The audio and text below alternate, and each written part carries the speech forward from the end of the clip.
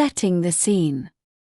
Doctors and nurses may be brilliant in the field of medicine, but they know little or nothing about disability or disabled people other than what their precious tick boxes tell them. At the best, we're seen as mere cases, and at the worst as guinea pigs. Disabled people frequently end up feeling like number 6 in The Prisoner. The Prisoner was a British television series created by Patrick McGoohan. McGoohan is number 6, who is abducted and imprisoned in a mysterious coastal village. The man becomes acquainted with the residents, all seeming to be peacefully and mostly enjoyably living out their lives. Number 2, the village administrator, uses techniques such as hallucinogenic drugs, mind control, and forms of social indoctrination and physical coercion in attempt to make number 6 cooperate. The Nightmare Event. 1:30 a.m. My bedtime drink is made. I've just transferred to my other wheelchair, a perfect transfer. I'm always careful when doing this when alone in the flat, powering off the chair and keeping a good margin for balance, etc. I reach over and power on the chair I have just left, so I can park and charge it. The chair I'm sitting in is powered off. I stretch to move the other chair. Bang! The chair I'm in whizzes across the room and crashes into the cabinet next to my desk. I will learn later, a faulty switch has been activated by the weight of my t-shirt sleeve. I am thrown across the still active chair joystick, head and shoulders outside the chair, lower body draped in front of the seat cushion. I try to lift myself from the control to stop the chair from jerking, but can't, neither can I fall to the floor. Eventually I manage to reach my panic alarm button. It takes 2 hands to press the stiff button. When the responder comes through, I can only groan. She promises help. 20 minutes later, a St. John's ambulance man and woman let themselves in with my key safe. They lift me back into my chair. They call emergency services and a paramedic arrives. After assessment, a blue light ambulance arrives. My speech, always impaired, is bad. I am in shock and in pain. I have extensive bruising to my ribs and my hips. Everyone assumes I fell whilst transferring between chairs. This is not so. The transfer was perfect. The ambulance crew are pressing me to go to A&E, just to make sure you don't have any broken bones. Against my better judgment, I agree. After an agonizing ride in the ambulance chair, I'm transferred to a trolley. After a while I am trolleyed into Queen Elizabeth Hospital A&E and admitted. Helpless. I'm still on my trolley in a bay, off the main A&E corridor. I have my own nurse, seated at her computer terminal. She is constantly checking my blood pressure, temperature, and oxygen levels as she monitors. Why all this trouble? I only came in to find out if I had any broken bones. 11:30 p.m. My trolley jerks me out of my semi-sleep. 2 hospital porters are starting to take me somewhere. Where are we going? MRI scan. I call the nurse and explain that I have claustrophobia and can't possibly go into that tunnel. She asks me to give it a try. She explains that I will be given a panic button, and if I can't bear it they will stop. She tells me that she will be with me all the time. I'm transferred to the scanner platform and am horrified to see I'm going in head first. So no matter what part of me is being scanned, my head will be inside the tunnel. Stop. No response. Stop. I do not give you permission. The radiologist is very tall and well built. She wraps me in a thick canvas sheet with strong Velcro, my arms pinned to my sides. There's no sign of a panic button. If there were, I couldn't reach it. I'm in severe pain from my trussed-up bruises, and my claustrophobia is in overdrive. I repeat over and over, stop. I do not give you permission. Not a word is spoken to me. The scan is completed and I'm returned to my bay in a state of deep shock. I have just been criminally assaulted. My sleep will all now be wakeful. I will never allow this to happen again. Alarm bells. 6 p.m. next day. 2 porters arrive. Where are we going? MRI scan. Stop. I do not give you permission. Hospital porters, with their strong union ties, are far more clued in to civil rights issues than the nurses and want no part of it. They melt away. 2 p.m. doctor's round. I explain to him my gender issues and tell him I do not give permission for a catheter to be fitted. He makes notes. I tell him, no more MRI scans. He nods agreement. We were going to look at your bowel, but your ulcer has a slight bleed, so we won't be doing it. I wouldn't have given permission anyway, I reply. What is this obsession the medical profession have about bowels? I only agreed to come in to see if I had any broken bones. The doctor continues. Have you considered moving somewhere there is help all the time? This is the medical jargon for, do you want to go into a nursing home? The doctor looks shocked. I know now that I am held captive for 2 weeks, until my care plan runs out, then they can shunt me into a nursing home. Well, they don't know of my history of activism, of the links I have made through it. Neither do they of my stubborn streak, and I'm not letting on. 2 more late-night early morning attempts are made to take me for MRI, but I refuse both. Next day I am transferred from my trolley into a hospital bed and taken to the female geriatric ward. Well, at least they got the gender right. I get my number. Ward 55, bed 1. 55 to 1 above my bed. Just as number 6, in The Prisoner, I inwardly cry out, I am not a number, I am a free person. A surly nurse sees me into the ward. I explain I have claustrophobia and can't sleep in the dark or without my head and shoulders raised. She leaves my bed light on and my pillows raised, the only concessions she will make during my stay there. A woman is wailing in bed 55 to 5. A man in the next ward is constantly chanting, Dolly, Dolly. How will I bear this place? I am soon to discover, though, these people are only demented by their status in this ward and need sympathy, not tolerance. 5:30 a.m. The surly nurse who'd seen me in last night takes my blood pressure, temperature, and oxygen levels. Her name badge says Sylvia. I will learn that she is the senior nurse in charge when on duty. My personal assistants have been brilliant. Andrea has set up a WhatsApp group to make sure I get at least 1 visitor each day. My bestie, Sue, comes in regularly, in spite of being really busy, protesting against the assisted dying bill. Hospital food is hopeless. I have level 5 dysphagia, and all of my meals should be blended. The menu has choices for vegetarian, vegan, and gluten-free, but no blended food. The kitchen staff have neither the time or patience to try to understand my speech. I usually wind up with either soup or gravy with mashed potato. This is always stone cold by the time the busy nurses give it to me, so I usually only have ice cream. Eating in a reclining position is risky with my breathing problems. Maria is bringing in cake that I eat carefully. This is a lifesaver.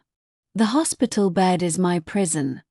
Pillows everywhere restrict my arm and leg movement. I'm convinced this is intentional and not just misplaced concern. 6 o'clock a.m. Nurse Sylvia and another come to give me a wash. The bed is wet. Though I am female in gender, my body is male, due to gender corrective surgery in infancy. They are putting on the urine pad as if I had a female form and I'm peeing over the top of it. Because of all the pillows, I'm not able to correct this. Nurse Sylvia turns out to be the worst kind.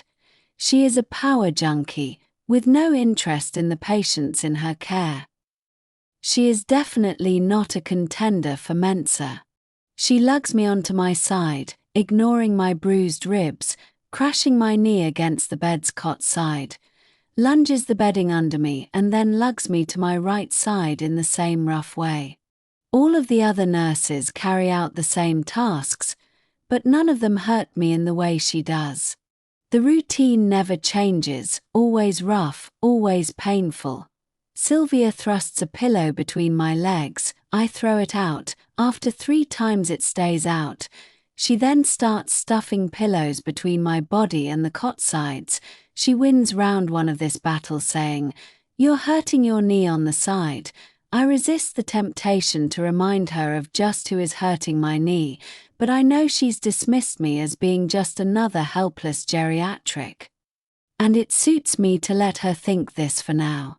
After a couple of these forays, I manage to explain to one of the other nurses about the pad. She gets it, and regularly sneaks back when Sylvia is busy elsewhere and puts it right. It's boring having to constantly refuse the twice-daily invitations to take laxatives, but I do, and they are taken away. I'm used to constipation, and know I can hold out for a few more days. There is no way I'm going through the pain and humiliation of sitting on a bedpan under Sylvia's supervision. That would really consolidate her position as boss. Non-cooperation is comparatively easy with treatments taken by mouth. Other procedures creep up on you. I was laying in bed after early morning blood pressure, etc. Sylvia came and started fiddling with my cannula. Thinking it was more of the hydration liquid they had given me in A&E, I didn't take much notice, but when I looked, it was clear she had set up a blood transfusion. Not a word was spoken by Sylvia, and she certainly didn't ask my permission. Another criminal assault. I need a plan. My speech impairment masks my IQ, my experience, and my character. I'll keep it that way as much as possible. My bestie, Sue, is visiting. She has a large wheelchair-accessible van. Sue, I need a big favor. Yes. Will you pick up my power chair and some clothes from my flat? My neighbor has the key safe number. He knows you and will let you in.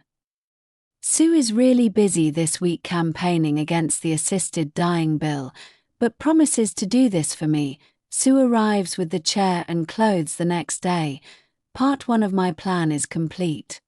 Sylvia is wearing her benign smile that she keeps for when visitors are around. There are no remote controls to raise the bed, etc. All the buttons are on the outside of the cot side, out of sight and reach of us Jerrys. This is really annoying, because I have to ask every time I need to move. Maria is here. I get her to flatten the knee raiser, which is restricting my ability to move. The pillows are removed from my side and placed behind me to prop me up more. I throw a triumphant glance at Sylvia, but she's too busy beaming at the visitors, trying to show them how caring she is. Gosh, if she could read my mind just now, she'd have me in a straitjacket, in a side ward. The next afternoon, I'm hoisted into my chair. Immediately, I'm able to start moving my limbs, though I'm very weak. I start by tidying my bedside table, placing the things I need closer to the edge for better access. Now I can reach the menu and get my drinks through a straw without having to ask. The nurses seem curious about why just getting out of bed could make me so much more mobile, but it's precisely what I expected. If you stop a disabled person moving pretty soon, we aren't able to move at all. Only Sylvia understands this and makes full use of it. When Sylvia sees me in my chair, She is in full, ebullient, patronizing mode. She drags out the old crack about having a driving license, the one that wasn't funny when I got my first power chair 40 years ago. I don't want her to see the real me yet and decide to play along.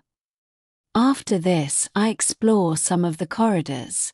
The following day, the nurses are so busy that I'm not hoisted into my chair, but I elicit a promise from one of the senior nurses that I will be hoisted out after breakfast tomorrow. Sylvia turns off my bed light, as usual. I call her back with the buzzer 10 minutes later and ask her to turn it back on, which she sullenly does. I think, with a smile, "Well, Sylvia, tomorrow you get to meet the real me." I learned to play chess in the 1970s. I was never a good player, but I did learn to see several moves ahead. I have been using this ability to plan my strategy.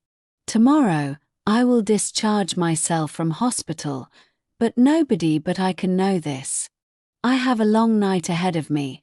I must prevent any procedures being carried out, when half asleep, that could keep me conveniently in bed and powerless, so not a word about going home until I'm securely in my chair and can't be returned to bed without a big scene. I stay awake all night, mostly praying. I pray individually for the people in this ward, powerless against Sylvia and the doctors who turn a blind eye to the way she operates, and then for all the poor people who have suffered and will suffer at the hands of Sylvia and her ilk. I pray for guidance and strength for tomorrow. I keep praying all night. There are plenty of people and situations to pray for. Sylvia comes in at 6:30 for the usual blood pressure routine. I'm ready for her, but nothing else is attempted. Then the bed bath ritual at 7 o'clock. Breakfast is over and I start to nag the nurses about getting up, and by 10 I'm in my chair. Andrea is due at 2 p.m, so I have a wander for a while before starting my plane. At noon I go to the nurses' station and ask the clerical officer for news of my discharge today. She calls Sylvia. "We want you to stay until Monday." Monday is the day my care plan, their language, runs out, but Sylvia doesn't credit me with the ability to work that out. I'm going home today. Monday. "I'll have a self-discharge form, please." "I won't give it to you," triumph in her voice. "That's illegal." "I won't give it to you." Sylvia returns to her chalkboard rota. It's 1:30 and I'm still sitting in. Sylvia returns, smarmy and patronizing now. "Why don't you get your dinner? It'll be cold." "I'll get my dinner, but I'll be back to continue." "Yes, come back and continue," through her hollow smile. She follows me into the ward. "This is cold, I'll get you something else." My new dinner arrives about the same time as Andrea, so I'm spared Sylvia giving me my food. On discovering and blended, lumpy soup, I settle for the ice cream only. Andrea and I head for the nurse's station. She knows her role, not to answer direct questions, and to repeat all I say word for word. She will be my voice. Sylvia comes over. She's back to her usual surly manner. "What you want?" Surely, she didn't think I'd give up after a bit of soft soap. Andrea is brilliant. When asked direct questions, she refers Sylvia back to me and repeats everything I say clearly. She doesn't respond to Sylvia's needling. "A fine advocate you are," agreeing with her. I'm tempted to remind her that Andrea is here to support me and not nurse Sylvia, but decide it would be lost on her, so I let it pass. "I'll tell you what I'll do. I'll call the doctor, and he'll explain why you have to stay till Monday." "Oh, I'm fully aware of why you want me to stay till Monday, you crafty cow. I'll talk to your doctor, but I'm going home today." We wait a while and young doctor appears, looking anxious. He's waffling about how it wouldn't be safe for me to go home until I had a hoist fitted, etc., etc. Doctor. Yes. You know nothing about me. I realize that I know less than you know yourself. No, you know nothing about me. I'm going home today. We can't let you go. Then we'll just leave. You can't do that. When I'm through here, I'm calling my civil rights solicitor. The doctor's face goes white. He obviously turns a blind eye to Sylvia's methods but wouldn't want to be seen publicly as an accessory. He rushes Sylvia into a huddle and soon they return. We will give you the form if you insist, but my advice to you is blah, blah. Thank you for your advice, doctor, which is noted, but I shall not be taking it on this occasion. Repeated questions about "Are you sure you are aware of the risk of discharging yourself?" But it's all over, bar the shouting. Sylvia thrusts the self-discharge form at me, proffering a pen, left or right. If I had a wad of spare cash, I'd happily give it to the first person that passed. To see the expression on her face, this is a very angry nurse, no longer in charge. In one last act of spite, Sylvia removes all the nurses from the ward and the nurses' station. Andrea and I return to the ward, where Maria is waiting. I'm soon dressed. A lone nurse comes and removes my cannula. I'd expected to go home on the 486 bus, which is virtually door-to-door, but Andrea has called Sue, who will be here in about an hour. As we wait for her to arrive, I break out into a chorus of Queen. I want to break free. Summing up, over the past 7 or 8 years I have been going through something of a decline. Eating less, because of my dysphagia, not going out because of the restrictions this building puts on me, that has led to less activity and then less ability to move. I knew I had a big problem, but I was too weak to deal with it. I needed to go through this hell to show me what the alternative to not dealing with my issues would be. I am eating double the amount I was last year, and though I haven't gained any weight yet, I am much stronger, both physically and emotionally, and more active than I have been for years. I thank God for my self-assertiveness, my stubborn streak, my civil rights background, and the fact that I know something about strategy. Without these, I'd have surely been banged up like the other poor sods. I am deeply grieved that people are routinely being denied their civil rights by professionals who know nothing about them. Other than a few check marks in their precious tick boxes, it leaves our wonderful health service looking very damaged.